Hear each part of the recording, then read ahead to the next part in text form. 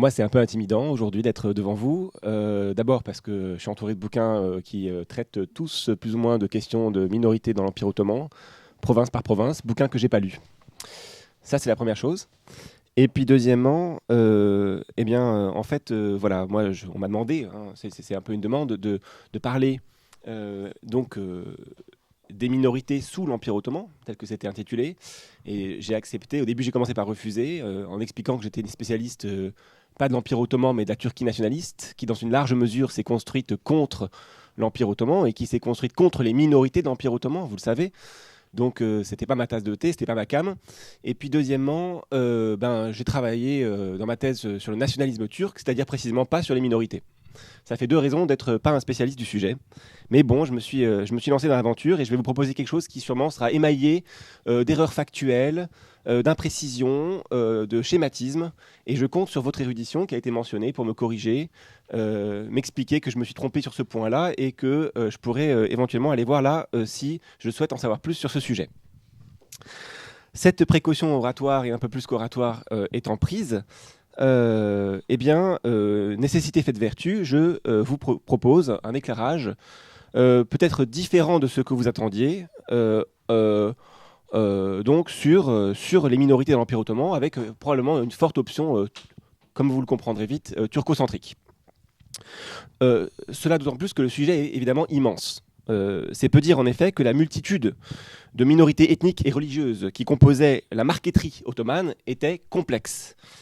Et je ne m'aventurerai pas à vous faire aujourd'hui un exposé sur la diversité des rites et des chapelles, des communautés chrétiennes en particulier, mais aussi, dans une moindre mesure, juives ou musulmanes, d'un empire qui s'est étendu sur 3 continents, l'Asie d'abord, l'Europe ensuite, l'Afrique enfin, et qui a duré 6 siècles, en gros de 1299, si on reprend la date un petit peu légendaire de création de l'Empire ottoman, jusqu'à 1922, si on considère la date d'abolition du sultanat ottoman par le Parlement d'Ankara, donc, qui allait donner lieu à la création de la République de Turquie un an plus tard, en octobre 1923. Par exemple, rien qu'au sein des catholiques du Liban, c'est un exemple, il convient de faire la part des choses entre les maronites, les grecs catholiques, les melkites, les catholiques latins, c'est-à-dire romains, sans compter, bien entendu, les églises catholiques arméniennes, l'église catholique syriaque ou encore chaldéenne. Bon, tout ça, c'est des détails qui sont évidemment extrêmement importants et dans lesquels, si j'ose dire, je n'entrerai pas. Donc ce que je propose aujourd'hui, c'est plutôt une réflexion sur l'articulation dans la longue durée entre une série de groupes qu'on peut appeler ethniques ou confessionnels, qu'on peut appeler provisoirement minoritaires, et un groupe majoritaire qu'on peut appeler musulman. Mais on verra d'une part que saisir les musulmans comme un groupe n'est pas forcément la meilleure manière de raisonner, comme un groupe cohérent s'entend, et que d'autre part, à supposer que ce groupe existe, il n'est pas forcément majoritaire. Je vais y revenir. Cette articulation, ou ce jeu de négociation entre plusieurs groupes d'acteurs, donc, il s'agit de voir dans quelle mesure on peut faire émerger à ce sujet des tendances lourdes, quoique évolutives, des interactions entre musulmans et non-musulmans dans l'Empire ottoman. Ces interactions sont polarisées par une tension entre tolérance et rejet, entre infériorisation et égalité sociale, entre assimilation et différenciation. Autant de notions qui permettent de faire travailler donc le concept de minorité, qui, il faut bien le dire, est de plus en plus souvent l'objet de la suspicion des historiens qui le flanquent de plus en plus souvent de guillemets. On ne parle pas vraiment de minorité sans guillemets, en tout cas de moins en moins. Donc, en fait, l'intitulé « Les minorités sous l'Empire ottoman » pourrait, au premier abord, paraître assez statique. Pas très dynamique, pas très problématique, mais en fait, il y a en lui une tension sous-jacente que je vais essayer de faire émerger et qui va nous permettre de développer la réflexion. Car en fait, chaque mot dans cet intitulé, les minorités sous l'Empire ottoman, pose plus ou moins problème. Je commencerai par le mot qui pose le plus problème, à savoir le mot minorité, justement. Et ça va m'amener à commencer par une série d'évidences, mais d'évidences qui, à mon sens, sont bonnes à rappeler.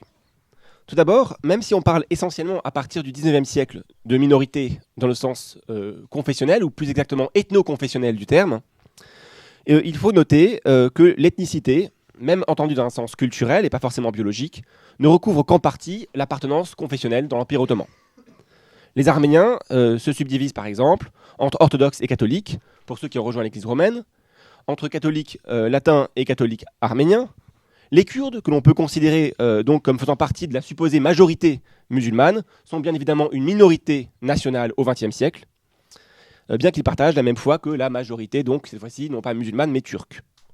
Enfin, il faut noter qu'il y a aussi des minorités qui ne sont pas que, si je veux dire, minoritaires, c'est-à-dire juives et chrétiennes, mais aussi musulmanes, des minorités hétérodoxes comme les Alévis, face à l'orthodoxie sunnite représentée par la bureaucratie religieuse hanéfite sunnite de l'Empire ottoman, les Alévis ayant été d'ailleurs souvent persécutés dans l'Empire ottoman.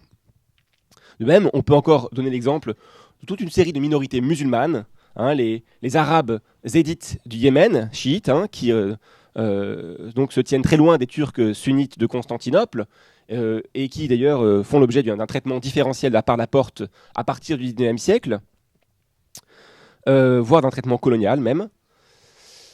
Ça, c'était mon premier point. Donc, pas de recoupement entre minorités ethniques, pas forcément un recoupement entre minorités ethniques et minorités confessionnelles. Mon deuxième point, c'est qu'il n'y a pas forcément un recoupement entre les minorités ethno-confessionnelles et les minorités linguistiques. En fait, ce qui caractérise les minorités dans l'Empire ottoman, c'est pas tant la langue que l'alphabet. C'est les Arméniens qui utilisent les caractères arméniens, quelle que soit la langue qu'ils utilisent. Donc, lorsqu'ils écrivent en turc, les Arméniens, ils utilisent l'alphabet arménien. Les orthodoxes, les Roums, lorsqu'ils utilisent une langue, ils peuvent utiliser plusieurs langues, mais ils ont tendance à utiliser spécifiquement l'alphabet grec, de la même manière que les Serbes utilisent l'alphabet cyrillique, que les Juifs utilisent l'alphabet hébraïque, et que les catholiques utilisent souvent l'alphabet latin. Sans compter évidemment les musulmans qui utilisent les caractères arabes. Donc voilà, il y a une pluralité de langues, et ce qui unifie plutôt, si vous voulez, sur le plan culturel ces différents groupes, c'est plutôt l'habillage, si j'ose dire, alphabétique. Troisième point, il faut bien voir que la notion de minorité ne renvoie pas forcément au groupe ethno-confessionnel. On peut penser le fait minoritaire autrement qu'en termes confessionnels ou intraconfessionnels. Par exemple, des clivages sociologiques aussi classiques que l'âge. La notion de minorité n'est pas évidemment être importée par rapport à sa dimension légale telle qu'on l'entend en Occident, mais la notion de minorité biologique, d'âge, peut être appréhendée pour décrire des situations dans l'Empire ottoman.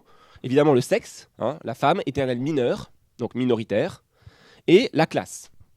Sur ce point, je me permettrai d'évoquer Georges Valandier, l'anthropologue Georges Valandier, qui, dans un article célèbre, publié en 1951, et intitulé « La situation coloniale, approche théorique », définissait précisément la domination coloniale par l'équation suivante.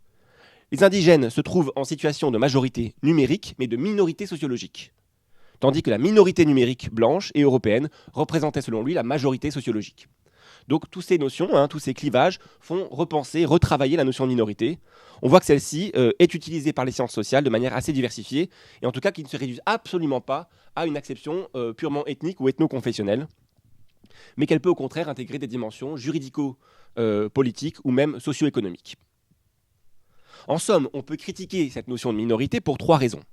Premièrement, réduire la notion de minorité à sa dimension religieuse, qui consisterait donc à opposer musulmans et non-musulmans, c'est reconduire cette idée courante dans l'historiographie nationaliste, que dans le contexte ottoman, l'appartenance confessionnelle était le principal opérateur de segmentation sociale et d'antagonisation sociale, alors que, en fait, ce n'est pas forcément le cas, que ça peut devenir le cas à la fin de l'Empire ottoman, mais que ça n'est pas forcément le cas au début de l'Empire ottoman, et donc ça nous amène à avoir une vision finalement qu'on pourrait dire rétrospective, rétrodictive, et à lire les débuts de l'Empire par la fin catastrophique. Et ensuite, donc, il faut insister sur le fait qu'il y a d'autres clivages sociaux, linguistiques et plus largement culturels qui ont pu être tout aussi importants.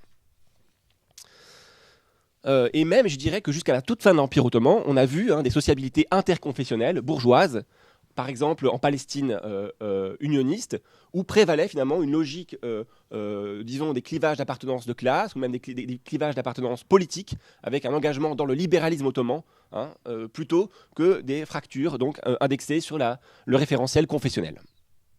Deuxième point, il faut relativiser, voire critiquer la raison statistique qu'il y a derrière la notion même de minorité. En fait, la notion de minorité, c'est une invention du 19e siècle, et du 19e siècle statisticien. C'est-à-dire du 19e siècle qui compte les gens, et qui compte les gens en fonction de leur appartenance religieuse. Parce que lorsque nous disons une minorité, lorsque nous acceptons que minorité veut dire forcément minorité religieuse et minorité juive ou chrétienne, eh bien, finalement, nous enjuivons les juifs et nous christianisons les chrétiens, qui n'en demandaient pas forcément tant. Et puis, d'ailleurs, localement, ces gens-là, ils n'étaient pas minoritaires. Je vous rappelle que, encore au début du 19e siècle, les musulmans, dans l'ensemble de l'Empire, représentent certes 60% de la population de l'Empire, mais après tout, ils ne représentent qu'un tiers de la population dans les Balkans. Donc les chrétiens ne sont pas minoritaires dans les Balkans. Istanbul reste une ville non pas à majorité, mais à très forte minorité chrétienne jusqu'à la Première Guerre mondiale. Donc dire à ces gens-là qu'ils étaient minoritaires, les décider, les nommer minoritaires en tant qu'historien, ça pose problème.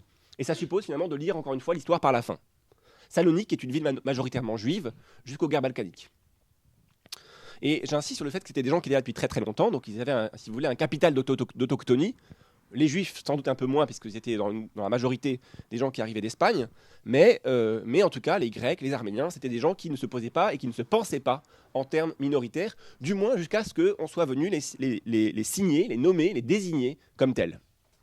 Et c'est précisément le dernier point critique de cette notion de minorité, eh bien, c'est le fait que la notion de minorité et la rationalité comptable et statisticienne qui est derrière, eh bien précisément, elle est le produit des pensées nationalistes du XIXe siècle et de la pensée humanitariste du XIXe siècle. On pense les minorités comme des objets à protéger. Et en désignant des groupes sociaux comme des objets à protéger, on les désigne comme minoritaires, on les invente, on les fabrique comme minorités. Alors ça ne veut pas dire qu'ils n'existaient pas, hein. Je ne veux pas tomber dans une espèce d'hyper-constructivisme, ce n'est pas mon objet. Mais simplement, je voudrais dire que le fait de les désigner comme minoritaires, avec une connotation humanitariste, juridique, et en plus avec un regard extérieur, qui implique en fait derrière le regard de l'Europe occidentale, de l'Europe impérialiste, ça implique déjà, si vous voulez, une forme d'orientation de l'histoire et de la lecture de l'histoire. Et j'ajoute que cette logique, qui consiste donc finalement à cautionner le partage des individus selon des lignes de clivage confessionnelles, c'est aussi celle qu'ont endossé tous les nationalismes de l'Empire ottoman, à commencer par le nationalisme turc, qui a fait de cette ligne de fracture l'axiologie fondamentale de la Turquie nationaliste, et qui va devenir donc du nationalisme turc, qui va donner lieu à la Turquie républicaine.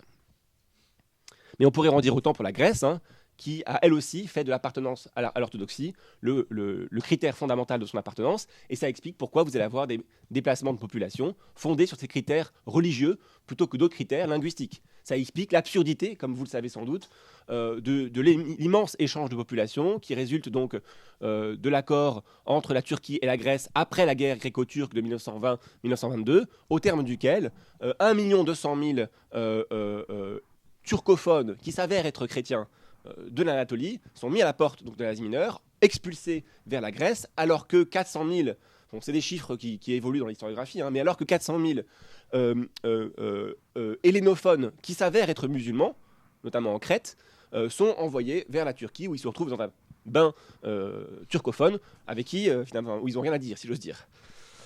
Voilà.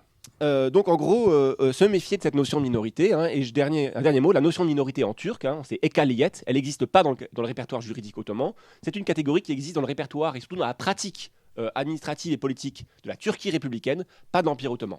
L'Empire ottoman, officiellement jusqu'à la fin, c'est-à-dire en gros jusqu'en 1914, et même jusqu'en 1915-1916, paradoxalement, a continué de ne reconnaître que des Ottomans, et pas de minorités.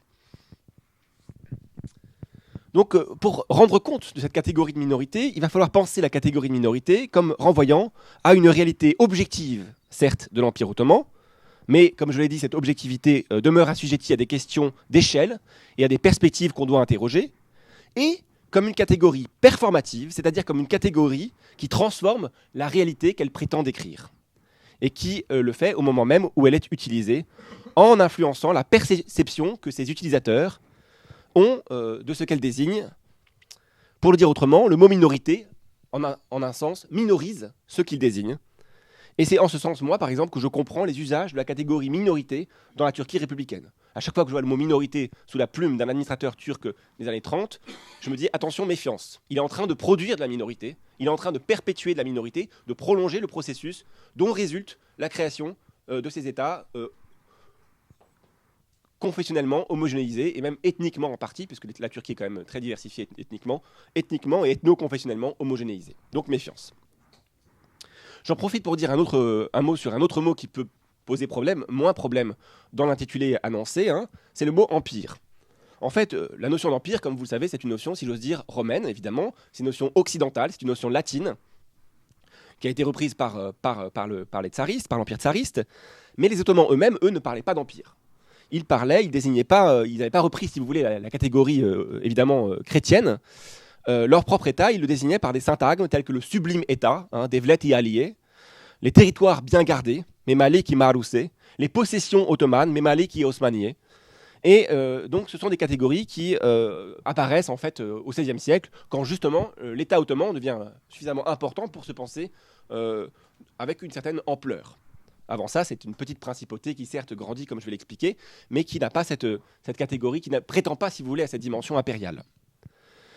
Quant à la notion d'empire, justement, en turc, imparatorluk, elle n'apparaît qu'à la fin du XIXe siècle, dans un contexte où précisément l'Empire ottoman repense complètement son rapport à lui-même, et où finalement la catégorie même d'empire devient une catégorie légitimante pour un État qui veut se maintenir, qui est en lutte pour sa propre survie, et qui voit bien qu'ailleurs, il y a des empires entre guillemets traditionnels, comme l'Empire austro-hongrois ou l'Empire russe, mais il y a aussi évidemment des empires coloniaux, et c'est un moment où lui-même, l'Empire ottoman, tend à se redéfinir, ou en tout cas est influencé par les puissances coloniales européennes, et comme je l'ai dit, mène en quelque sorte une sorte de colonialisme. On a parlé de colonialisme ottoman ou d'ottomanisme colonial au Yémen, par exemple. Donc, si vous voulez, la catégorie d'Empire ottoman, c'est évidemment une rétrodiction, comme beaucoup de mots en histoire. Finalement, c'est encore le mot ottoman qu'il s'agit d'expliciter. Et cela va mener à un premier développement que je vais essayer faire rapide, puisque le temps est limité, qui consistera donc en un bref survol de l'histoire de l'Empire ottoman. Alors, l'Empire ottoman, on l'appelle ottoman précisément, Osmanlı en turc, d'où d'ailleurs le français Osmanli, qui a été utilisé jusqu'au XXe siècle, parce qu'il a été fondé, donc je vous le disais, à la fin du XIIIe siècle, par un certain Osman, qui régna donc sur une petite principauté de l'ouest de l'Anatolie, donc dans la région de la Bithynie, si vous voulez reprendre la catégorie hellénistique, strabonienne, dans une région donc qui depuis l'Antiquité était connue comme telle. Et cet Osman, il porte un nom arabe, et pour cause, il est musulman. C'est un nom islamique. C'est même le nom d'un des 4 califes des Rachidim, des 4 califes qui ont fait suite à Mahomet. Donc c'est un nom islamique. Et c'est lui qui donne son nom à la dynastie, c'est lui le héros éponyme. Mais pourtant, c'était un Turc, ce qui n'est pas contradictoire du tout, mais je vais dire un mot de sa turcité. D'abord, son père s'appelait Ertuğrul, enfin son père supposément, puisqu'on est quand même dans un récit légendaire. Ertuğrul, c'est un nom turc par excellence, et je précise que ici, quand je dis turc, je l'écris avec un K, T-U-R-K, plutôt que T-U-R-C. Pourquoi je fais ça ? C'est pour opérer une distinction qui est fondamentale, et que nous faisons d'ailleurs lorsque nous distinguons par exemple entre germanique et allemand, ou entre franc et français par exemple, qui consiste évidemment à ne pas employer le même mot pour désigner ce qui renvoie à une vaste collection de peuples ou de cultures ou de langues qui courent en gros de l'espace, dans l'ensemble de l'espace eurasiatique sur 2 millénaires, et pour désigner ce qui relève des ressortissants, si vous voulez, de la Turquie nationaliste créée en 1923.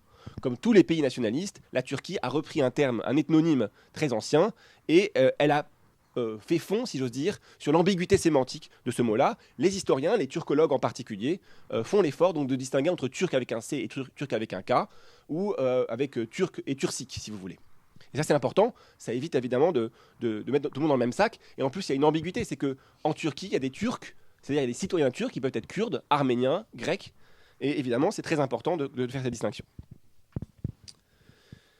Alors, pourquoi il y a des Turcs ici ? Tout simplement parce que, vous le savez, depuis le XIe siècle, cette région, qui était sous contrôle byzantin, a été progressivement, je ne vais pas dire envahie, parce que ce serait déjà une catégorie tout à fait idéologique, mais pénétrée par des populations de nomades et de guerriers, pasteurs, qui donc progressent depuis très longtemps, depuis l'Asie centrale en fait, depuis plusieurs siècles, vers l'Occident. C'est-à-dire, en gros, ils ont traversé l'ère arabo-islamique et ils sont arrivés donc en Asie mineure à la fin du XIe siècle. En Asie mineure, où ils créent donc dans les années 1070 un sultanat qu'on appelle le sultanat seldjoukide de Roum. Et on l'appelle seldjoukide de Roum parce que précisément cette région était connue comme un empire romain, l'empire romain d'Orient. La désignation de Roum pour cette région, c'est une catégorisation arabe qui reprend en fait l'autodésignation de l'empire byzantin comme empire romain d'Orient. Donc quand les Turcs arrivent, ils reprennent les catégories de la géographie arabe et ils s'auto-intitulent en tant qu'État, en tant que sultanat, le sultanat seldjoukide, ça c'est le nom de la dynastie, du nom d'un héros lignagier qui s'appelait Seljouk, le sultanat seldjoukide de Roum. Or, ces Turcs donc sont musulmans, ils ont été en fait islamisés en traversant cette vaste ère arabo-islamique. Ils ont pris le contrôle sur le califat abbasside donc de Bagdad.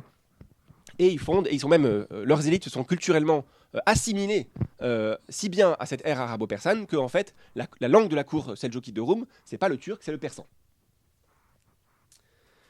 Alors, cet empire seldjoukide, j'avance à grands pas, survit bon an mal an jusqu'au milieu du XIIIe siècle, date à laquelle une nouvelle immigration arrive, les Mongols. Les Mongols Gengis Khanides, alors c'est plus Gengis Khan lui-même qui est mort en 1227, mais c'est des hordes de Mongols. Alors là aussi c'est une catégorie tout à fait idéologique, hein, la figure des hordes, mot qui veut dire en turc ordu parce que c'est un mot turco-mongol, l'armée précisément, des hordes de Mongols, se déversent sur l'Asie mineure, font tomber le sultanat seldjoukide de Roum, se maintiennent pendant un demi-siècle, mais finalement l'aboutissement de cette arrivée mongole, c'est précisément le morcellement de l'Anatolie en une multitude de principautés qu'on appelle également en turc des beyliks ou en français des bellicats. Hein. Et ces bellicats, eh bien, l'un d'entre eux va être le bellicat ottoman dont je vous parlais, donc dans l'ouest de l'Anatolie, hein, sur la mer de Marmara, donc en Bithynie. C'est de là que donc va partir, si vous voulez, l'empire ottoman. J'insiste sur le fait que il faut bien voir que lorsqu'on parle de Mongols, en réalité, on désigne la dynastie, mais dans les fourgons des Mongols, il y a toutes sortes de gens, il y a énormément de Turcs. Si bien que, en fait, la turcisation de l'Anatolie et l'islamisation de l'Anatolie, elle a commencé évidemment au XIe siècle avec l'arrivée des Seldjoukides, mais c'est surtout dans cette seconde vague de pénétration, au XIIIe siècle, qu'on voit vraiment arriver par vagues nombreuses et plurielles, donc et discontinues, des nomades, qui vont changer en fait le profil à la fois démographique, ethnique et économique de l'Anatolie. C'est-à-dire qu'on va passer d'un système où il y avait énormément de paysans, grecs et arméniens, hein, je simplifie, à un système où il y a de plus en plus de nomades qui pratiquent donc cet agropastoralisme sur le plateau stépique anatolien. Alors j'en reviens aux Arméniens et à mon rapide survol de l'Asie mineure. Plus que Osman lui-même, c'est son fils Orhan, tiens, encore un nom turc, qui de 1326 à 1359 est considéré en fait comme le véritable fondateur donc, de cet État ottoman. C'est lui qui va transformer donc, cette petite principauté, ce bellicat médiéval, cette chefferie semi-nomade, comme disent Nicolas Vatin et Gilles Weinstein, en un État sédentaire, doté d'une armée permanente et d'une capitale. Alors l'armée, eh bien, c'est les janissaires, c'est lui qui crée les janissaires, hein, le corps d'armée d'élite donc, des Ottomans, et dont l'une des modalités, comme vous le savez, c'était le recrutement, en fait, à mesure que l'Empire va s'étendre vers l'Ouest, notamment, d'aller cueillir, hein, c'est le terme de devshirme, la cueillette, les enfants des populations chrétiennes, de les élever dans l'islam et de les aguerrir au métier de la guerre. Et donc, c'est lui également, Orhan, qui se lance dans une vaste politique de construction monumentale à Bursa, à Brousse, hein, la première capitale ottomane, donc ville qui est prise aux Byzantins en 1326 et qui devient donc cette première capitale.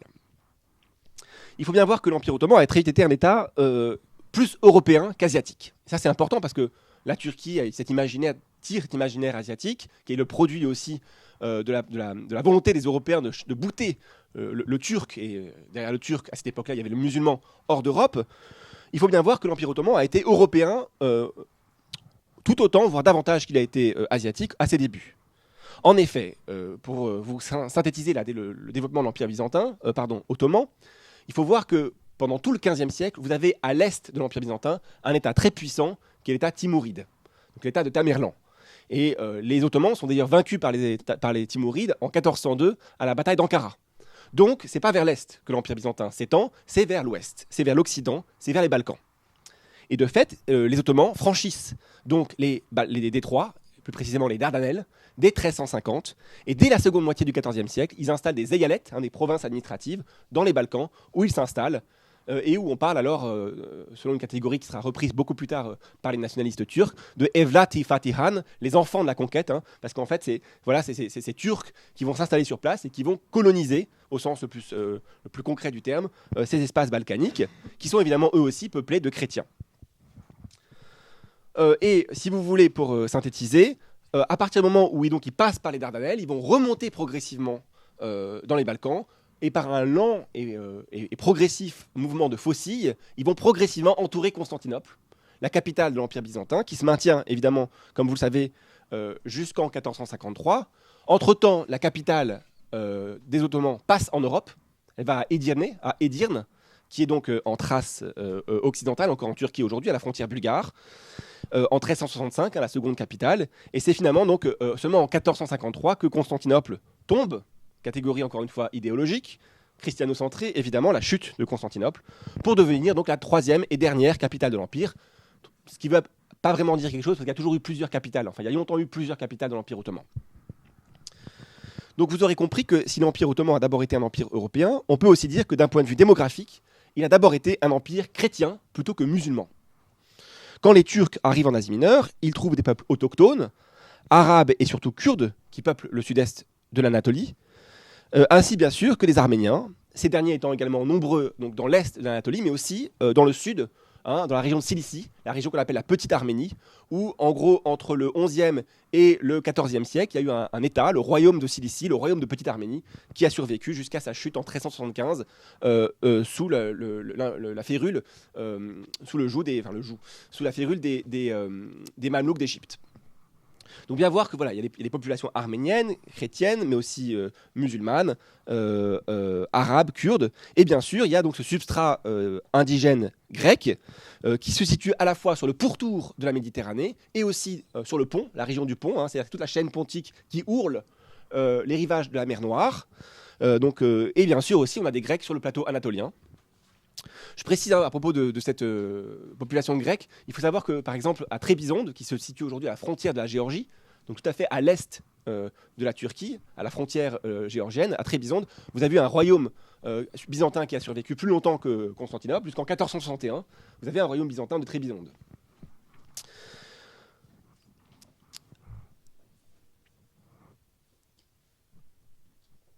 Voilà, alors même chose, en fait il ne faudrait pas parler de grec, ni d'arménien, ni de kurde, parce que vous voyez que le problème en fait, que pose le fait de parler de turc avec un K, enfin de turc avec un C pour deux catégories très différentes, on le résout avec une question d'alphabet, on met C et K. Grec, on peut parler de roum, arménien c'est plus compliqué, on n'a pas ces termes-là, et il faut éviter évidemment ces continuismes historiques qui sont tout à fait nationalistes. Ça ne veut pas dire qu'il n'y a pas des continuités, évidemment. Ça veut dire juste que ce n'est pas les mêmes groupes et qu'il y a tellement de transformations que c'est très problématique de nommer du même nom le royaume de l'Arménie antique du IVe siècle lorsqu'elle s'est convertie au christianisme et évidemment l'État arménien pré-soviétique de 1918-1920. Même chose pour les Grecs, même chose pour les Kurdes ou même chose pour les Juifs, évidemment.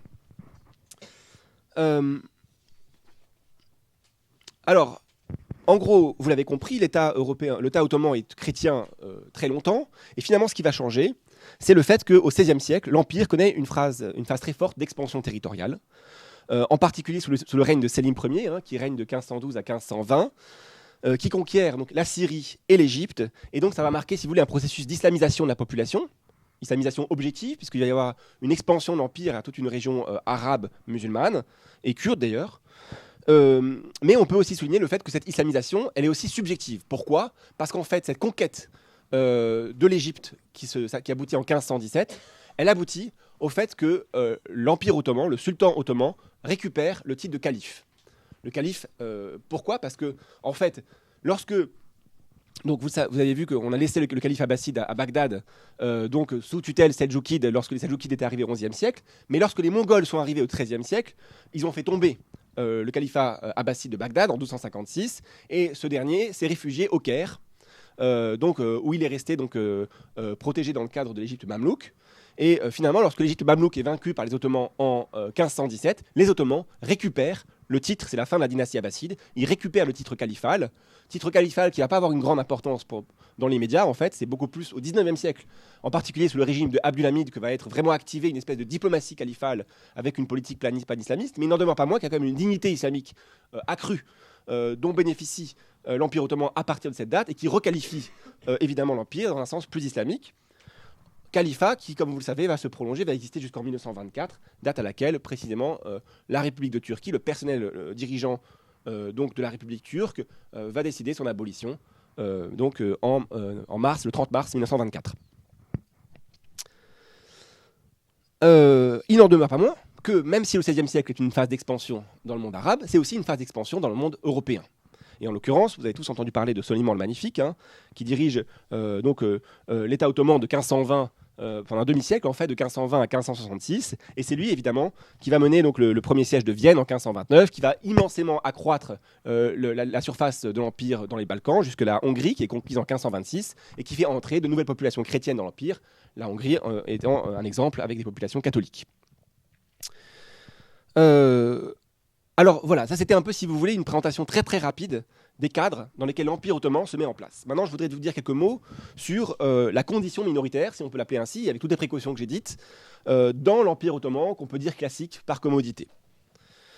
Alors, pareil, je vais commencer par vous dire que le clivage confessionnel n'est pas forcément le seul producteur de majorité et de minorité dans l'Empire ottoman, et qu'il ne faut pas oublier ça. En fait, l'ordre sociopolitique ottoman, il obéit fondamentalement à deux grandes logiques, on pourrait dire. Une logique sociopolitique et une logique confessionnelle. La logique sociopolitique, c'est la suivante.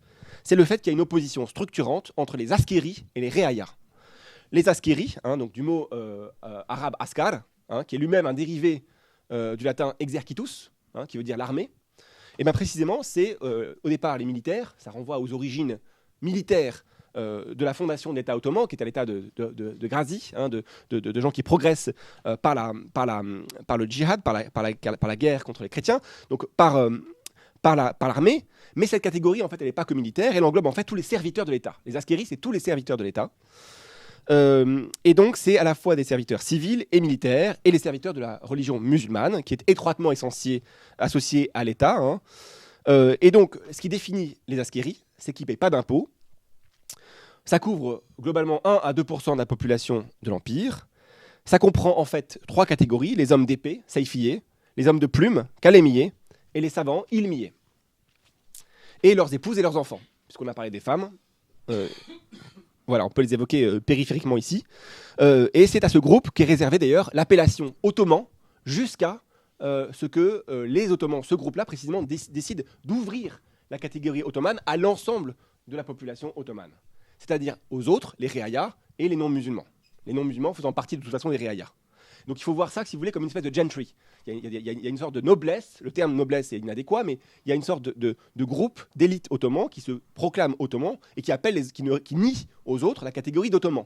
Si vous voulez, c'est un groupe statutaire, quasiment statutaire, symbolique, les ottomans. Donc vous voyez qu'on a élargi la signification du mot ottoman.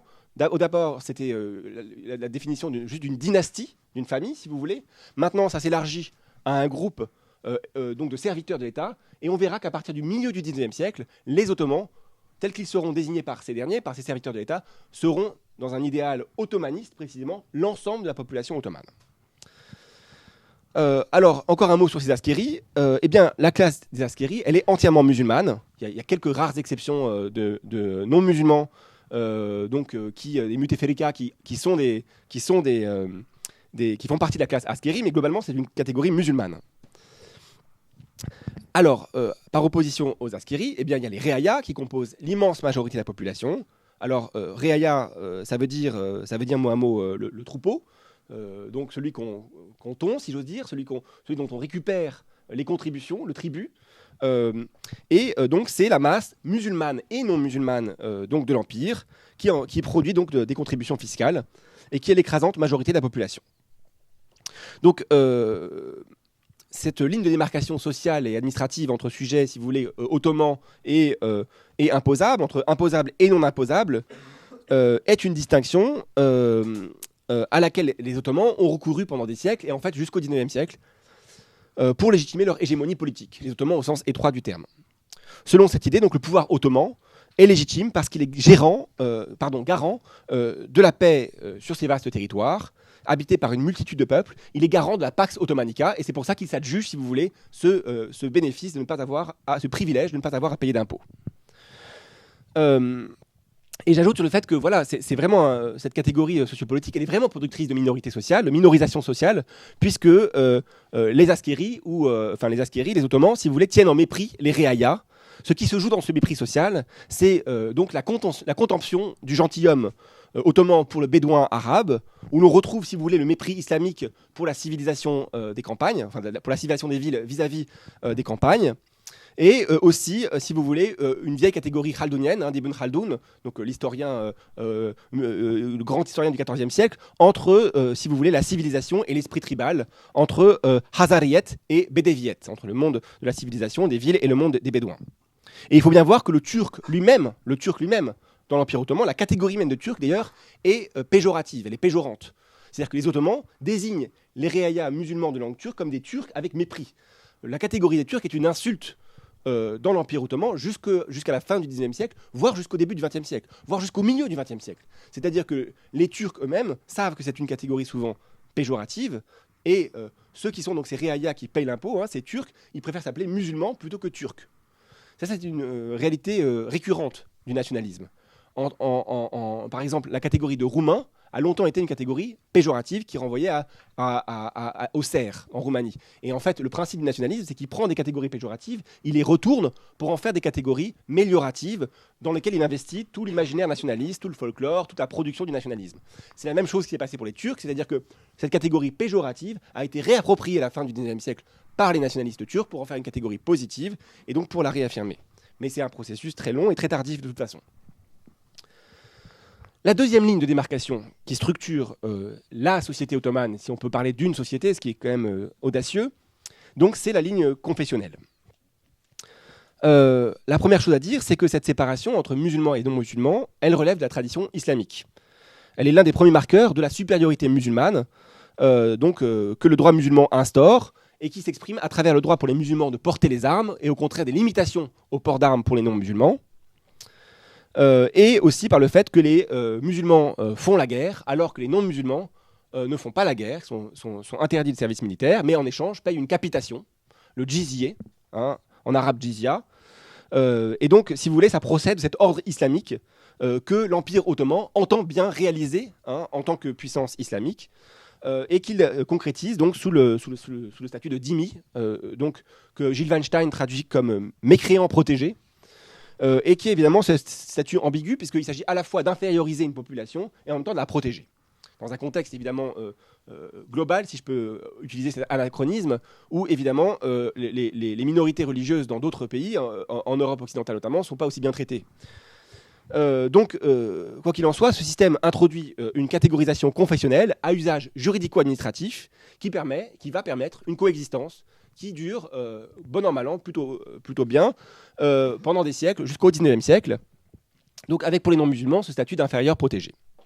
Alors il est vrai que dans certains cas, le statut de jizye, le fait de devoir payer la jizye, a débouché sur une résistance armée, mais pour citer Hamid Bozarslan, le sentiment demeure que, soucieuses de ne pas compromettre leur existence, les communautés chrétiennes ont largement intériorisé le contrat tacite, leur accordant sauf-conduit en contrepartie de leur soumission. Et donc, il n'y a pas énormément de mentions, en tout cas les sources n'en font pas beaucoup mention, de révolte chrétienne jusqu'au XIXe siècle. Le millet, le système des millets, c'est la seconde organisation qui structure, si vous voulez, ces catégories, cette axiologie confessionnelle de la société ottomane. Bon, alors, le millet, on peut traduire le mot par communauté ou par nation. Mais attention, pas nation dans le sens nationaliste du terme, dans le sens contemporain du terme, mais plutôt nation dans le sens médiéval du terme, comme on parlait par exemple du Collège des Nations à la Sorbonne. Donc les nations médiévales, c'est des groupes d'origine, des groupes d'originaires. Ça renvoie pas forcément à une déloyauté politique, même surtout pas en fait. Donc on peut traduire ça par nation dans ce sens médiéval ou par communauté.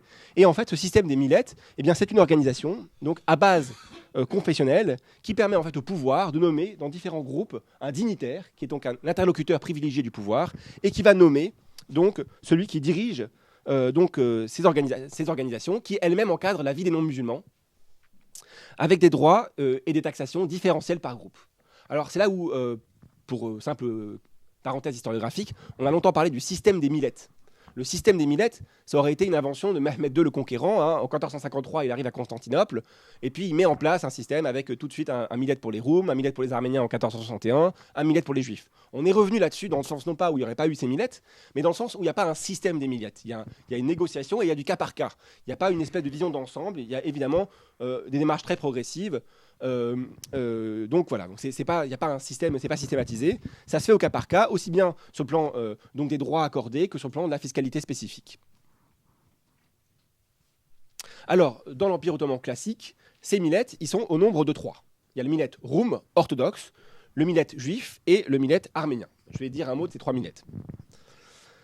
Le millet orthodoxe ou millet des roums, il est créé en 1454, en théorie, un an donc après la prise de Constantinople, donc il réunit l'ensemble des sujets de l'ancien empire byzantin, En tout cas, ceux qui n'étaient pas convertis à l'islam, parce qu'il y a eu beaucoup de Roums qui se sont convertis à l'islam avant même l'arrivée de l'Empire ottoman. Et donc ce terme de Roum, il désigne en effet les Byzantins, les Romaïoi, mais à mesure que l'Empire va s'étendre, donc ces Grecs byzantins vont voir se rejoindre, s'adjoindre à eux dans le millet des Roums, toutes les populations orthodoxes des pays conquis par l'Empire ottoman qui s'étend, donc des orthodoxes d'une part des provinces balkaniques, mais aussi des provinces arabes, donc qui eux-mêmes étaient le produit de l'Empire byzantin. Et le sens du mot Roum, si vous voulez, va progressivement intégrer donc des grécophones, des arabophones, des slavophones, des albanophones et bien sûr des turcophones. Et ça, c'est intéressant parce que, si vous voulez, il y a une vision là aussi nationaliste qui consiste à voir les Roums uniquement comme des Grecs. En fait, ce n'est qu'au 19e siècle, c'est qu'au milieu du 19e siècle que le mot Roum va devenir l'équivalent du mot grec. Des Grecs au sens hellénophone et quasiment déjà nationaliste du terme au 19e siècle. Donc songez que le Roum, c'est une catégorie confessionnelle, c'est pas une catégorie nationale pour les premiers siècles de l'Empire ottoman. Alors, dans les sources, ces orthodoxes, comme on les appellera, ou ces Roums, sont plutôt désignés comme zimmi, alors que les Arméniens et les Juifs, on les appelle les dhimmi, alors que les Arméniens, on les appelle les Herménis, et les Juifs, Yahoudi. Et donc le millet grec, il est dirigé par un patriarche qui est installé à Constantinople, qui est la capitale culturelle autant qu'administrative donc, de l'Empire et des Roums.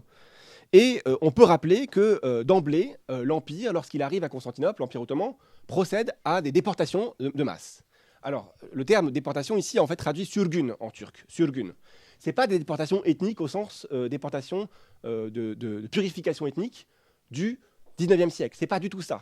C'est des déportations stratégiques qui ont un horizon essentiellement économique, qui visent en fait à repeupler, donc à prendre des populations d'un endroit où il y a beaucoup de gens et à installer des gens là où il y en a besoin, pour des raisons économiques. Et en l'occurrence, vous savez que lorsque les Turcs, si j'ose dire, arrivent à Constantinople, les Ottomans arrivent à Constantinople en 1453, ils arrivent dans une ville qui, du fait même de la logique d'encerclement de l'Empire byzantin qui résulte depuis un siècle d'encerclement d'un Empire ottoman, l'Empire byzantin par l'Empire ottoman, eh bien en fait c'est une ville qui a fondu. C'est une ville où il y a très peu d'habitants, c'est une ville dont le centre-ville, si vous voulez, est introuvable, si bien qu'il y a longtemps eu une espèce d'étymologie fantaisiste pour expliquer le mot Istanbul, c'est-à-dire que, soi-disant selon cette étymologie, les Turcs arrivant à Istanbul et demandant à un paysan grec ou à Constantinople où est la ville, auraient demandé où est la ville, et le grec aurait répondu Eistenpolin, c'est-à-dire vers la ville. C'est par là-bas, parce qu'il y avait des bâtiments, des ruines partout, mais le centre-ville était introuvable. En fait, plus vraisemblablement, comme le rappelle Nicolas Batin, Constantinople, c'est sans doute l'origine du mot Istanbul, c'est-à-dire qu'en fait, c'est simplement la prononciation turque d'Istanbul, et il y a énormément de phénomènes comme ça. On peut prendre le cas de Nicomédie, qui est devenu Izmit, ou plus proche, le cas d'Iconium, qui est devenu Konya, en turc. Voilà. Et d'ailleurs, souvent, le P de police en grec devient B en turc. Donc Istanbul, et on a un exemple de Bolu sur la mer Noire, qui est, selon toute vraisemblance, une dérivation de police. Voilà. Alors, donc, pour vous dire, je reviens à mes Roums. Pour vous dire donc qu'ils ont été l'objet donc, de déportations importantes, mais ce n'est pas du tout le propre des Roums, c'est aussi le cas des Arméniens et même des catholiques de Crimée, par exemple. Alors, la plupart de ces Grecs, de ces Roums, sont des agriculteurs, même si certains sont changeurs, banquiers, fermiers d'impôts, et ils vont avoir un rôle important au niveau linguistique, au niveau interlinguistique. En effet, la langue des relations internationales, c'est pas encore l'italien, c'est le grec. Et de ce fait, ils vont jouer un rôle d'intermédiaire entre la porte et les États chrétiens. Et donc, ils vont jouer un rôle privilégié dans ce qu'on appelle le drogmana. Ils vont être terjuman, truchement. Le terjuman, c'est le mot qui a donné truchement en français, vous le savez sûrement. Et donc, ces truchements, ces droguements vont jouer un rôle très important dans les échanges entre la porte et l'Europe, à une époque où les Ottomans musulmans sont peu à apprendre les langues européennes. En fait, les Ottomans se mettront à apprendre les langues européennes essentiellement à partir du 19e siècle. Alors, j'accélère. Ils vont avoir des positions très haut placées, ces Roums, jusqu'à être interprètes du divan. Donc le divan, c'est le conseil du sultan. Ils vont produire des grandes familles aristocratiques, notamment dans le quartier de Fener à Istanbul. Fener, ça veut dire le phare, donc qu'on va appeler les Phanariotes. C'est cette famille, c'est ce milieu qui va produire justement ces interprètes impériaux. Et ils vont occuper des postes de gouverneurs, notamment dans les principautés chrétiennes, dans la région, dans les principautés danubiennes, par exemple. J'accélère pour vous dire que, évidemment, la révolte grecque, ou la révolution grecque, comme l'historiographie grecque l'appelle, des années 1820, qui va conduire à l'indépendance de la Grèce et donc à la proclamation d'un royaume hellénique indépendant, va jeter la suspicion sur tous ces roums, qui vont donc perdre leur position parce qu'accusés de collusion avec donc la Grèce autonome indépendante. Et donc ça va être un peu le déclin de cette population de Grecs d'empire, si j'ose dire, qui avait des positions d'élite auprès de la porte. Un mot sur le millet arménien. Donc je vous ai parlé de l'État arménien de Cilicie qui a disparu en 1375. Mais en fait, la spécificité des Arméniens, c'est qu'évidemment, c'est un peuple autochtone de l'Est de l'Anatolie. Et cela depuis des siècles, depuis même plus d'un millénaire. Et en fait, quand les Ottomans arrivent, ils ont déjà été, si vous voulez, confrontés à la présence musulmane depuis plusieurs siècles, depuis au moins le XIe siècle, depuis les premiers contacts avec les Seldjoukides. Si bien qu'il y a déjà une interaction qui s'est constituée. Et donc les Ottomans, finalement, reprennent le contrôle de ce qui existe déjà et de ce qui s'est maintenu, à savoir donc, ce qu'on appelle le catholicosat, donc d'Etchmiadzin notamment, il y a plusieurs catholicosats, le principal c'est le catholicosat d'Etchmiadzin, dans le Caucase. Alors, cette communauté arménienne, elle est extrêmement dynamique, elle a fourni à l'Empire, je suis obligé d'aller vite, des architectes, des médecins, des tailleurs, des musiciens, des peintres, des interprètes, elle aussi. Et en gros, elle est synthétisée. Alors là, je m'appuie de toute façon, je m'appuie énormément appuyé sur un livre qu'il faut absolument que je cite maintenant, parce que sinon, si je ne le fais pas, je vais m'en vouloir. C'est le Dictionnaire de l'Empire ottoman, ouvrage majeur, que je recommande évidemment à tous, pour tout ce qui concerne les détails que je n'aborde pas, et pour tous ceux qui souhaiteraient en savoir davantage sur tel ou tel groupe ou communauté. Voilà, donc je voulais juste vous dire que ces Arméniens, donc, ils sont eux aussi dirigés par un patriarche qui est installé à Constantinople. Et en gros, oui, alors je vous disais, voilà, il y a trois phases principales de leur histoire. Il y a, en gros, en m'appuyant sur l'article du Dictionnaire de l'Empire ottoman, des années 1500 aux années 1630, une phase de gestation, comme elle est appelée, où les Arméniens affluent vers Constantinople. Il y a déjà une diaspora arménienne importante qui va en fait de l'Italie jusqu'à l'Inde, qui est déjà extrêmement importante. Et les Arméniens vont développer des réseaux marchands, vont activer des réseaux marchands avec Constantinople. Qui va en fait activer toute une gamme d'acteurs de l'Inde jusqu'à l'Italie et même à l'époque suivante, donc qui marque l'apogée, si vous voulez, du capitalisme arménien, le Big Bang du capitalisme arménien, comme il est appelé. Donc la seconde période, c'est les années 1630-1700, et qui est marquée donc par une explosion économique, une grande aisance économique de ces Arméniens, en particulier des Arméniens des villes, qui est liée aussi à la stabilisation de la frontière entre l'Empire ottoman et l'Iran, safavide, au XVIIe siècle. Et qui permet en fait à des Arméniens qui sont installés en Iran de commercer entre l'Iran et la porte et de commercer aussi tout le long de la route de la soie. Évidemment, cette prospérité arménienne elle est à nuancer. Il y a aussi une paysannerie très pauvre arménienne dans les montagnes d'Asie mineure, d'Anatolie, dans l'est de l'Anatolie. La troisième phase de cette communauté, c'est les années 1700-1840, et elle serait donc marquée par un humanisme arménien. Et là, l'auteur parle d'un humanisme arménien au sens européen du terme, comme on parle de l'humanisme de la Renaissance. C'est-à-dire qu'il y a vraiment une explosion culturelle, avec la fondation notamment de la congrégation des mékhitaristes, des mékhitaristes, si vous voulez, à Constantinople en 1700, puis après elle ira à Venise, et qui pose donc les germes d'une culture qu'on pourrait dire nationale, même si ce n'est pas vraiment en ces termes-là qu'elle est pensée, en tout cas tournée vers le patrimoine arménien, mais aussi vers une littérature européenne, et qui fait dialoguer les deux, et qui fait donc d'Istanbul, au même titre que Venise, le foyer de cette érudition et de cette prospérité, notamment à travers l'édition en caractère arménien.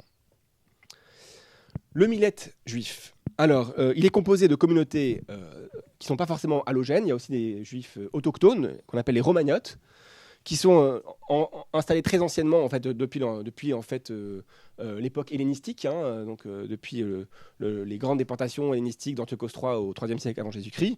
Donc on les appelle les romagnotes. Ils sont installés à Gallipoli, à Andrinople, à Constantinople, donc dans les Balkans et puis dans l'ouest de l'Anatolie. À ces éléments locaux s'ajoutent également des éléments italiotes qui sont installés là aussi depuis longtemps. Et puis arrivent aussi à partir du XIVe, XVe siècle dans l'Empire ottoman des Ashkénazes qui fuient en fait les persécutions dans l'Europe française et surtout allemande. Enfin, l'événement majeur, c'est l'arrivée des Juifs d'Espagne. Alors là, c'est au XVIe siècle. quand les royaumes de Castille et d'Aragon et d'autres royaumes ibériques, suivis par d'autres États italiens, provoquent l'arrivée massive de migrants juifs qui fuient en fait la persécution. Et en fait, ça va durer donc en gros de 1492, des décrets de 1492 jusqu'aux années 1580, pendant un siècle. Alors on a évalué, il y a un chroniqueur qui a évalué ça à 107 000 juifs qui partent d'Espagne. Ça ne veut pas dire qu'ils vont tous dans l'Empire ottoman. Il y en a qui vont en Italie, il y en a qui vont dans le Maghreb. Mais en gros, ça va profondément reconfigurer le peuplement juif de l'Empire ottoman. Ces juifs ibériques s'installent donc dans les grandes villes de l'Empire, Salonique, Istanbul, avant une dissémination dans des villes plus petites, voire dans des villes petites en Galilée, comme en Palestine ou en Israël actuel, et en Grèce, en Macédoine, en Bulgarie, en Anatolie. Alors Gilles Weinstein, qui a écrit l'article sur les Juifs dans le dictionnaire de l'Empire ottoman, parle en fait d'une utilisation pragmatique des Juifs par les Ottomans, qui en fait voient dans cette migration des ressources en termes de compétences, en termes de capitaux, en termes de savoir-faire économique et financier et scientifique. Donc il voit ça comme, je le cite, un adjuvant indispensable au développement du jeune État. Bon, il est plus si jeune en réalité, mais voilà. Donc il prend l'exemple assez emblématique du fait que l'immigration séfarade à Salonique va par exemple être chargée de la confection du tissu pour les janissaires à Salonique, pour l'habillement en fait de l'infanterie des janissaires. Alors les Juifs sont présents en fait dans des secteurs comme la laine, l'orfèvrerie, la joaillerie, la tannerie aussi, le commerce comme les Arméniens, mais avant les Arméniens. C'est en fait il y a un apogée en fait du commerce juif qui est plutôt au XVIe, XVIIe siècle, avant en fait un apogée du commerce arménien et un déclin juif au XVIIe, XVIIIe siècle.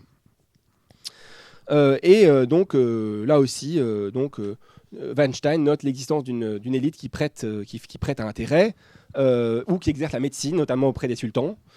Et il note enfin, donc, comme je l'ai dit, que si le XVIe siècle représente un âge d'or, eh bien, il y a un déclin à partir du XVIIe siècle et surtout du XVIIIe siècle, au profit des Grecs et des Arméniens.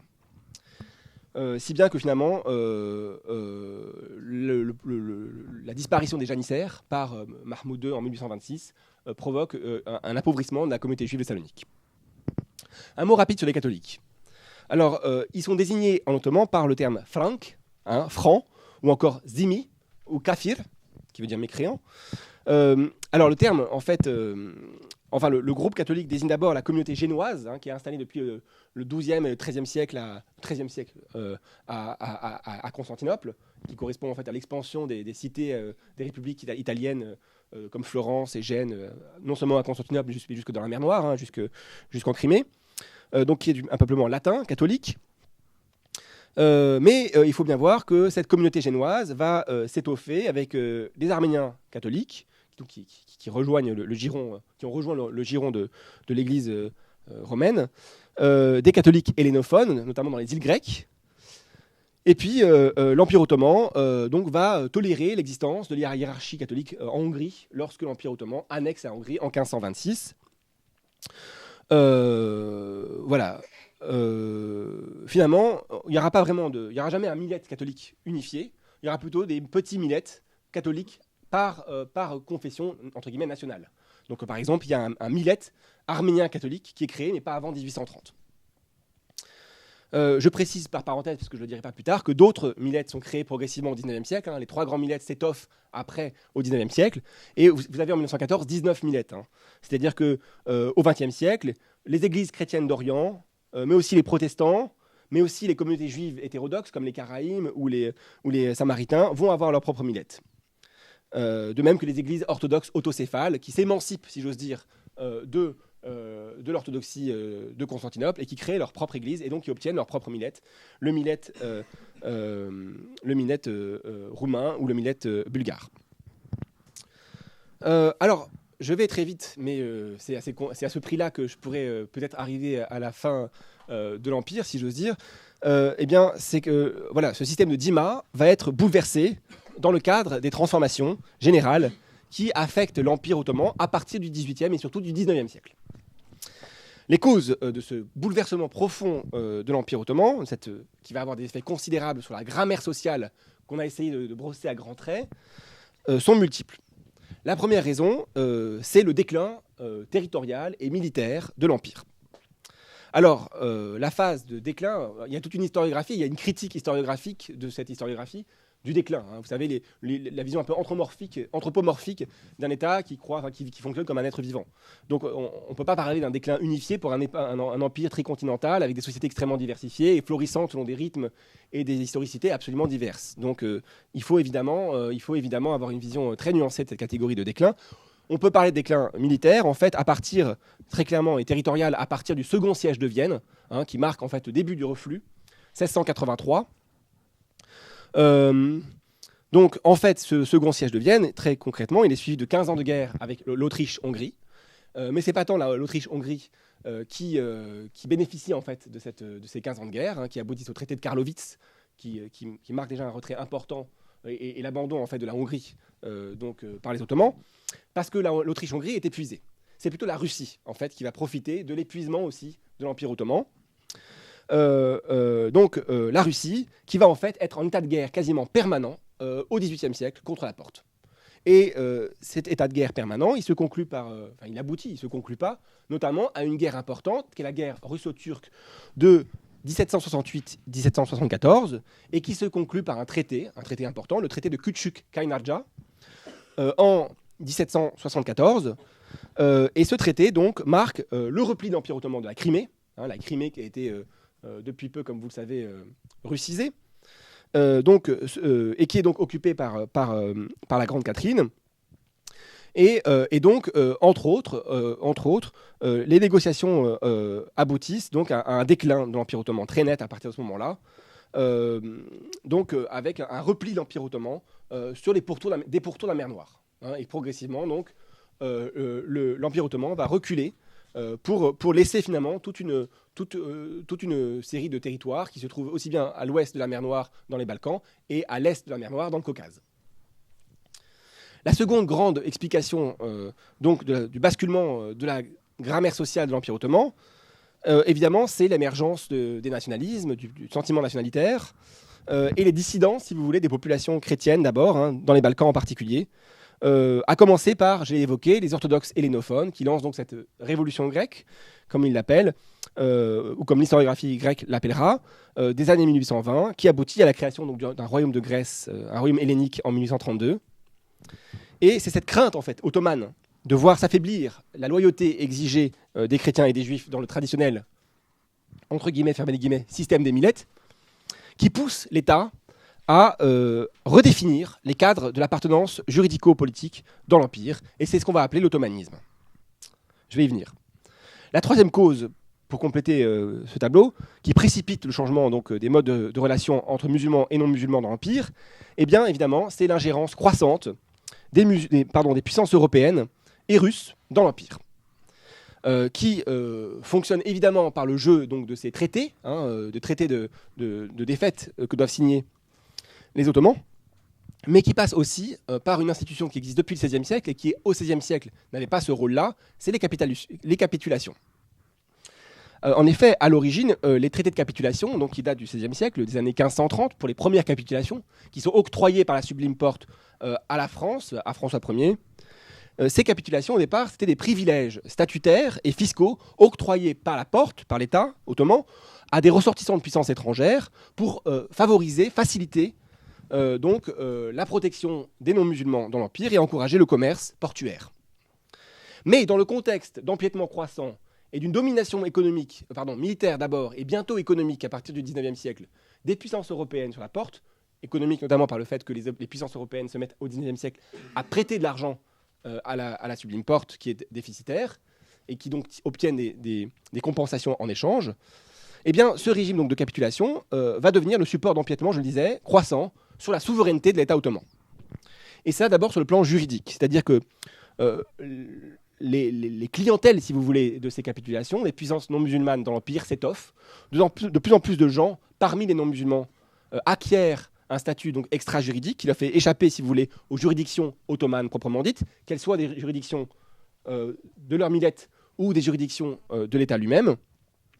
Mais c'est aussi des exemptions fiscales du fait que la multiplication de ces individus prive l'État ottoman de ses ressources, de sa capacité d'extraction fiscale, et donc limite encore d'autant, finalement, sa capacité à échapper, si vous voulez, à la nécessité d'emprunter de l'argent aux puissances occidentales. Alors je vois derrière qu'on est en train de se lever et qu'il va falloir que je me dépêche. Je vais essayer de conclure rapidement. En vous disant donc qu'il faut insister également sur le rôle des missions, des missionnaires, qui participent, même si ce n'est pas forcément systématiquement indexé sur des logiques d'État, de cette présence européenne croissante dans l'Empire ottoman. Je précise que le prosélytisme des missionnaires auprès des musulmans était interdit, et que, d'autre part, les juifs étaient absolument insensibles à l'action missionnaire, au prosélytisme des missionnaires. Donc c'est vraiment sur les chrétientés d'Orient qu'il s'agit de rapatrier au départ, parce que c'est d'abord des missionnaires catholiques qui interviennent dans le giron de la vraie foi apostolique, catholique et romaine, mais en fait, dès le XVIIIe siècle, et surtout au XIXe siècle, des missionnaires protestants, à la fois européens et aussi américains, à partir du XIXe siècle, jouent un rôle croissant dans cette présence européenne dans l'Empire ottoman, et deviennent au XIXe siècle des leviers de la négociation entre les puissances européennes et la Porte. Alors j'ai dit que j'allais dire un mot quand même de l'ottomanisme, et c'est sur cette note-là que je finirai. Et on laissera peut-être la question de la disparition de ces minorités pour les questions. En tout état de cause, donc l'ottomanisme, et c'est important quand même de préciser ce que c'est, et plus largement le mouvement de réforme qu'on appelle les Tanzimat.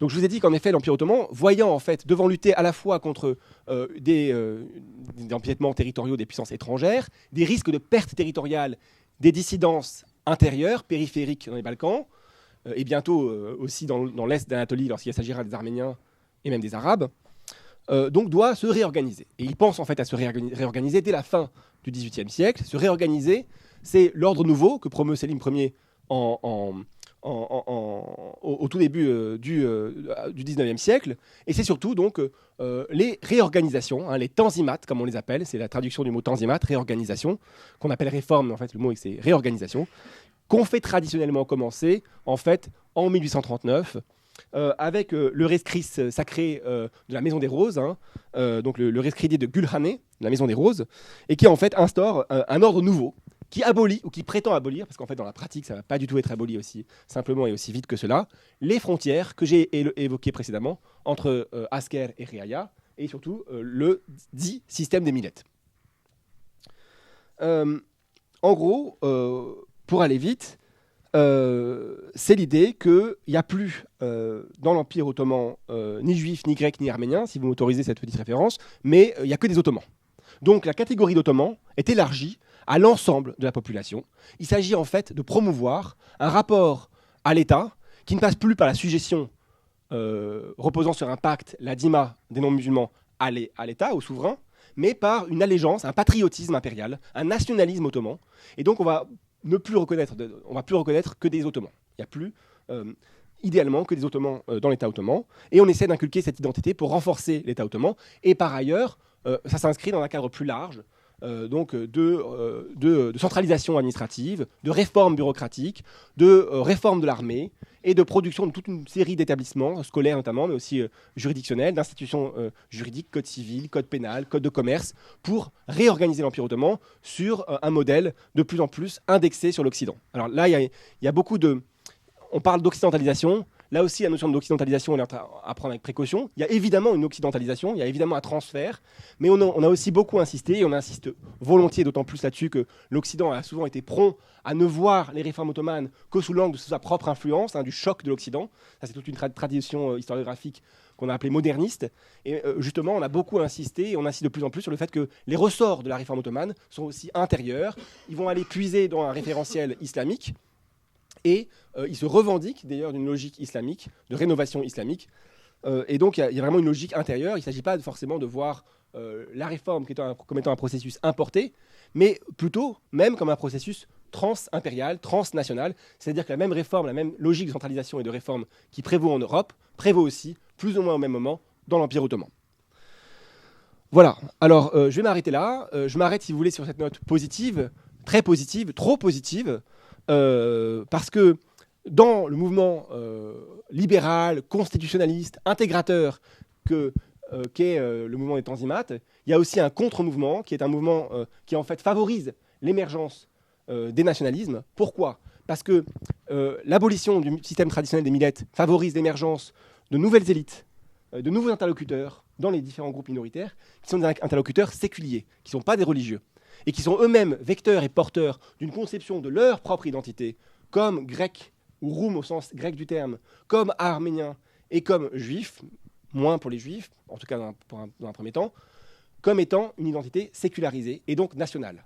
Et l'un des paradoxes donc de ce réformisme ottomaniste et modernisateur, c'est que il va favoriser finalement, il va encourager ce processus dont on a vu qu'il était antérieur, de renaissantisme culturel, qui va se cristalliser sur une forme de plus en plus politique. Et finalement, il va accélérer le processus, si vous voulez, de nationalisation des consciences, dont les indépendances qui se poursuivent et qui s'accélèrent même sont le produit.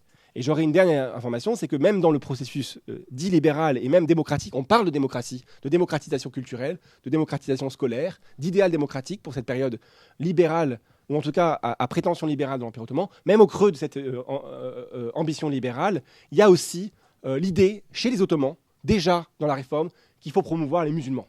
Et qu'il s'agit même de créer, comme dit Bozarslan, une technocratie islamique, une technocratie musulmane, pour justement, qui va être formée dans ces nouvelles écoles, l'école de guerre, l'école d'administration civile, l'école de médecine militaire, qui certes, pour l'école de médecine militaire, accueille, elle est créée en 1827, et dès 1939, elle accueille des minoritaires catholiques, grecs, mais qui est fondamentalement pensée de plus en plus, et à mesure même que les nationalismes se renforcent, comme ayant vocation à promouvoir, à soutenir justement l'émergence d'une élite islamique appelée à remplacer l'élite minoritaire. Les élites minoritaires qui, comme on l'a vu, ont joué un rôle très important dans l'histoire de la Porte.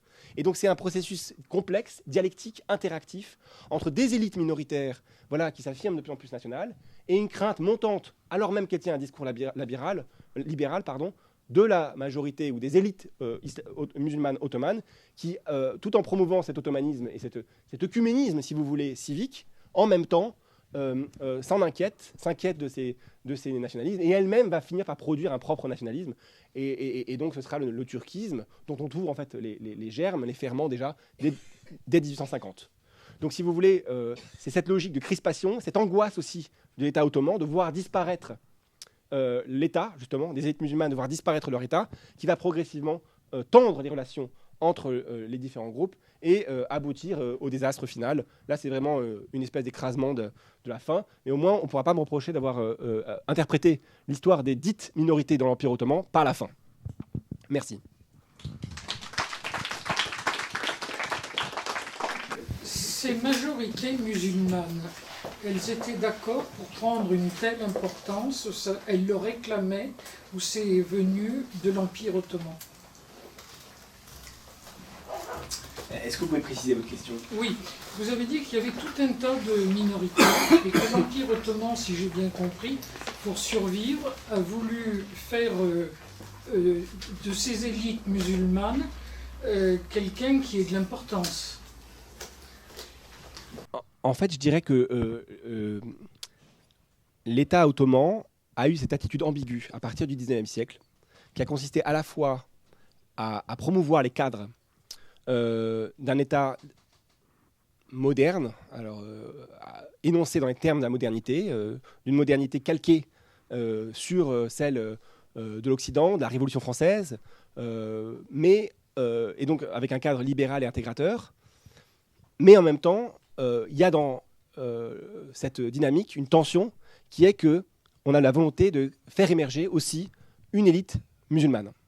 Donc, si vous voulez, c'est difficile de... Vous m'avez demandé si ces majorités musulmanes voulaient quelque chose. C'est difficile de faire parler les groupes, quoi. Je ne peux pas parler pour leur groupe. Ce que je peux vous dire, c'est que c'est qu'il y a un souci. En fait, le paradoxe de l'ottomanisme, pour le dire autrement, c'est qu'il porte en lui-même le turquisme. C'est que l'ottomanisme, c'est quoi? C'est l'idée qu'on inculque dans l'identité de tout un chacun un référentiel politique qui est celui donc de la Porte et un patriotisme multiconfessionnel. Mais dans le même temps, l'ottomanisme, pour exister, il a besoin de se traduire en actes culturels. Et un des actes culturels, c'est par exemple la diffusion de la langue turque. Donc il y a une dynamique de turcisation des élites. Et sur cette dynamique de turcisation des élites, va progressivement se greffer la revendication et le processus lui-même de monter en puissance de toute une fonction publique, d'une bourgeoisie musulmane qui monte en puissance et qui, dans cette dynamique ottomaniste, si vous voulez, s'affirme de plus en plus comme étant amenée à prendre des responsabilités, prendre du pouvoir, prendre de l'autorité et donc monter en force dans les nouvelles administrations, dans les nouveaux cadres qui sont créés par cet État ottoman en voie de modernisation. Je pense que ça, c'est plutôt comme ça qu'il faut le voir, comme un processus complexe. Et il faut aussi voir que le processus d'antagonisation des groupes ethno-confessionnels, là on peut les appeler ethno-confessionnels au XIXe siècle, il est vraiment, il est laborieux, il est lent. Si vous voulez, il y a énormément d'interactions à Istanbul entre des musulmans, des non-musulmans. C'est vraiment dans la logique d'accélération des conflits à partir des années 1880 et dans une logique où on voit venir le moment où tous les espaces balkaniques vont finir par être perdus, que le sultan Abdulhamid abandonne la carte ottomaniste, ou en tout cas met en retrait la carte ottomaniste, parce qu'il n'y a pas un abandon de la carte ottomaniste. Il ne s'agit pas de dire que le pan-islamisme va remplacer l'ottomanisme, mais il s'agit de dire que voilà, il va jouer une carte pan-islamiste, et donc il va orienter ses politiques vers le monde musulman, vers le monde turc, et vers le monde arabe, et vers le monde kurde. Et donc il y a une espèce d'anticipation par l'Empire ottoman de la fin, c'est-à-dire du moment où on voit disparaître tous les États chrétiens, donc notamment après le congrès de Berlin de 1878, qui marque la perte donc définitive de la Serbie, de la Bulgarie et la Roumanie, c'est déjà depuis 1859. Donc on voit vraiment, il reste la Macédoine, quoi. Donc on voit vraiment arriver le moment, et l'Albanie. Donc on va vraiment arriver le moment où on va perdre ça. Et donc voilà, donc c'est un processus laborieux qui est à la fois le produit, si vous voulez, des logiques intérieures, de montée en puissance d'une bourgeoisie musulmane d'État et qui existait aussi auparavant, mais qui était plutôt une bourgeoisie impériale, enfin une aristocratie impériale, et en même temps des logiques extérieures liées au retrait de l'Empire ottoman vers ces terres plus islamisées.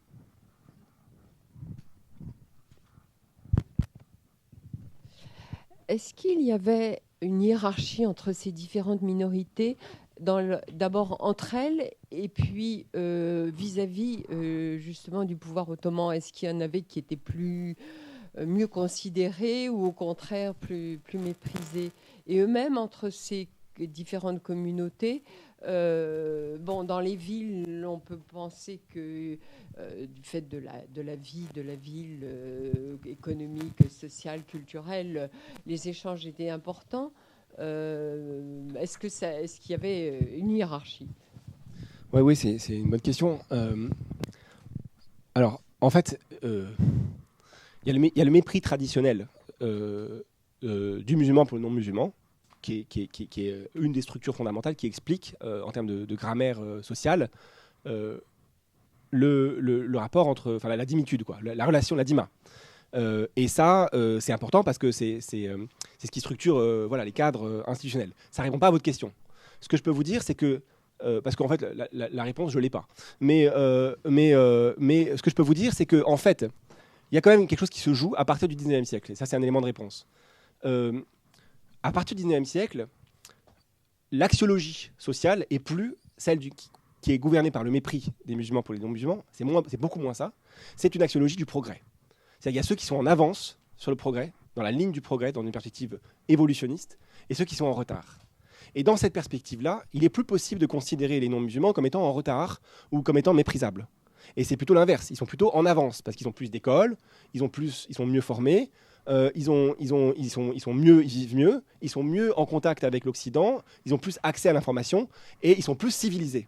Et c'est justement cette logique de civilisation qui fait qu'on va complètement repenser aussi le rapport aux non-musulmans, et qu'inversement, on va repenser le rapport à des groupes musulmans, et qu'on va se mettre à repenser le rapport à des groupes musulmans, non plus sur le mode traditionnel du mépris du gentilhomme de la ville pour le paysan ou le bédouin, mais sur un rapport de mépris de civilisation, qu'on pourrait dire de manière métaphorique coloniale, on pourrait plutôt parler d'orientalisme, de mépris orientaliste, c'est-à-dire qu'on va voir des gens des Ottomans, des gentilshommes ottomans au sens traditionnel du terme, qui vont se mettre à mépriser et à créer une espèce de hiérarchie, non pas raciale, mais culturelle, au sein même de l'espace ottoman, au sein même de l'espace musulman ottoman, avec des gens qui sont considérés comme très bas, comme les yézidis, qui sont rendus malheureusement célèbres dans le cadre des persécutions exercées par l'État islamique, donc qui sont considérés comme des barbares qu'il faut civiliser et qu'il faut ramener, parce qu'ils ne sont pas dans le rite sunnite,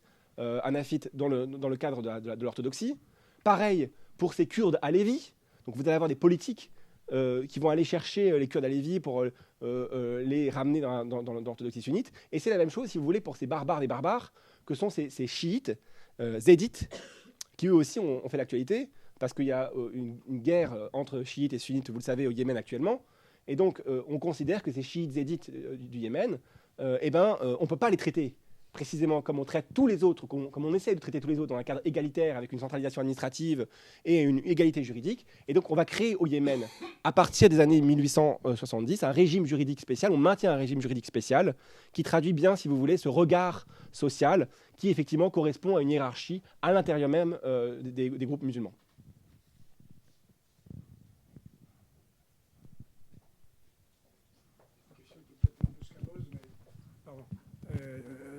Ce que vous décrivez sur les Turcs avec un C et avec un K et la coupure entre les sunnites orthodoxes et puis les autres, on est en plein dedans maintenant. Enfin, on a l'impression qu'il y a des choses qui n'ont pas vraiment bougé, même si Atatürk est passé par là. Alors là, c'est beaucoup de questions à la fois, mais... Oui, c'est pour ça que je disais que c'était un peu scabreux. Ouais. Alors, oui, vous avez raison dans le sens où, en fait... effectivement, il y a par-delà la rupture que représente ou qui est censée représenter, c'est une question qui peut être posée à Atatürk, donc la République kémaliste supposée laïque, qui en gros gouverne entre 1923 et 1950. Au-delà de cette rupture, c'est vrai qu'il y a une dynamique continue de l'Empire ottoman à la Turquie contemporaine qui consiste à promouvoir l'orthodoxie sunnite. Et depuis le 19e siècle, en fait, depuis le début du 20e siècle, à promouvoir les Turcs sunnites, donc au sein même de cet espace anatolien qui se définit de plus en plus comme un espace avant 1920 en devenir national et après 1920 comme un État-nation. Dans le sens où, effectivement, on peut voir qu'il y a une longue lignée, il y a une longue politique de sunnisation des minorités musulmanes hétérodoxes, des Alévis par exemple, et de turcisation des Kurdes, qui consiste en fait à nier aux Kurdes leur autonomie. Ça peut aller jusqu'à, à l'époque kémaliste précisément, nier le fait que les Kurdes existent. Dans les années 30, les kémalistes, les Turcs disent « vous n'existez pas, vous êtes des Turcs dégénérés, vous êtes des Turcs des montagnes, et le kurde est une langue dégénérée. » Il n'y a pas de kurde, c'est du turc dégénéré, c'est un abâtardissement de la langue. Donc en ce sens-là, oui, entre le 19e siècle et aujourd'hui, et y compris dans la guerre sauvage que mène Erdogan dans le sud-est anatolien contre les Kurdes, contre les populations civiles, contre les villes qui sont assiégées et mises sous couvre-feu, il y a effectivement des formes de continuité de longue durée, mais c'est plus des continuités effectivement ça renvoie moins à des continuités, si vous voulez, à l'ordre islamique traditionnel qu'à la construction de l'État turc qui commence en fait bien avant la création de la Turquie au sens national, en gros qui commence en 1850 et qui elle-même a des ancrages plus anciens et qui se poursuit en fait parce que le problème c'est que les Kurdes ils sont toujours là et qu'il y a une dissidence territoriale présente qui tient au fait que il y a un nationalisme kurde, il y a une entité kurde, il y a un Kurdistan, et que les Turcs, quand bien même ils ont essayé de s'en débarrasser, n'y arrivent pas. Ils n'arrivent pas à en faire la Corse, si vous voulez, et encore. Ou la Bretagne.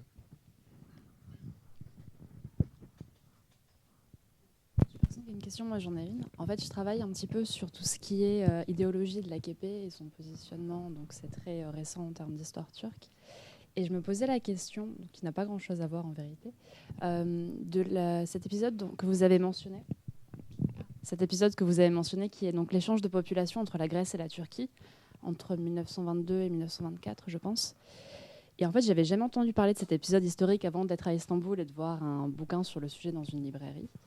Et je souhaitais savoir un petit peu quelles avaient été les conditions politiques qui avaient mené à cette décision-là, qui est quand même extrêmement radicale, et dont on a l'impression qu'elle a laissé une sorte de nostalgie un petit peu dans les grandes villes comme Izmir, comme Istanbul. Ouais.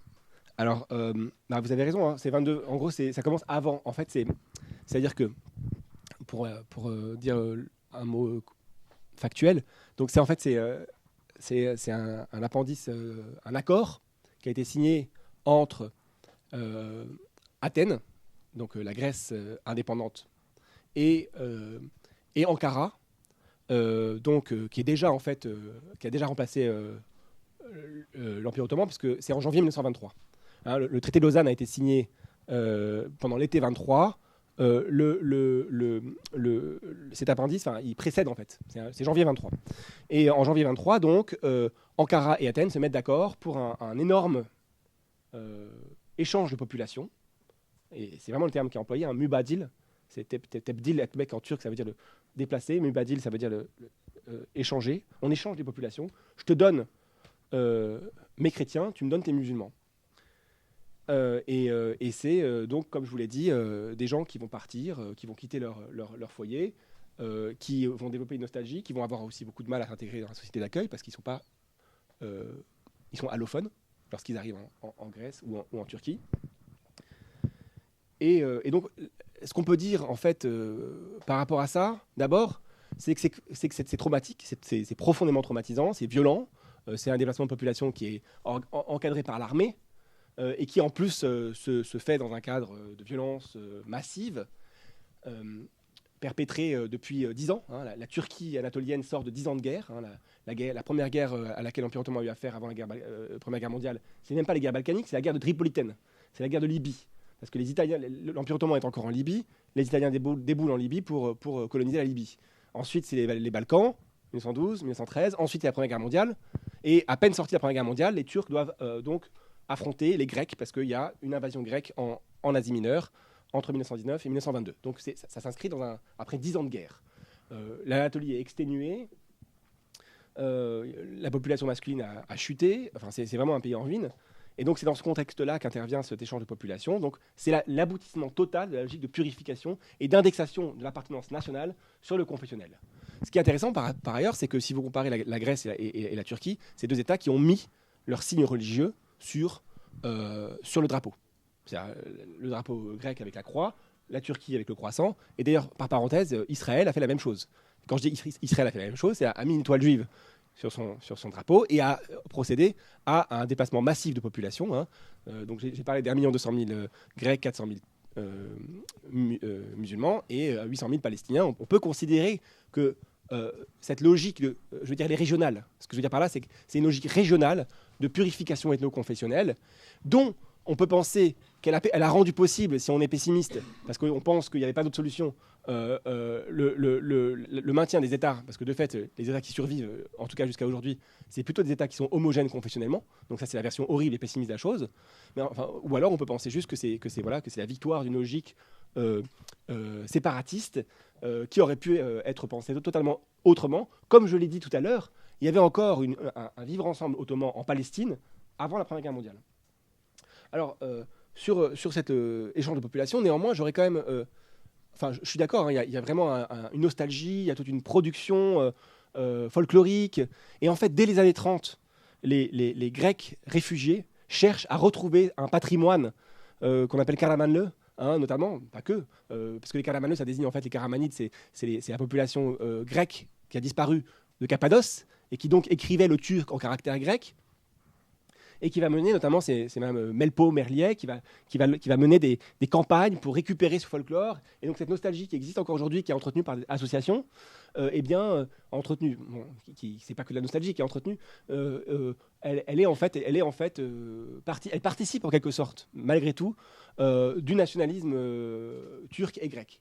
Alors, pour nuancer, le nationalisme grec a souvent pas trop aimé ces Grecs de l'extérieur, parce qu'ils ne renvoyaient pas à l'idée d'une hellénité parfaite et pure. De la même manière qu'on a plutôt demandé aux Turcs, aux Grecs venus de musulmans venus de Crète, hein, de se couler dans l'assimilationnisme turc, pardon.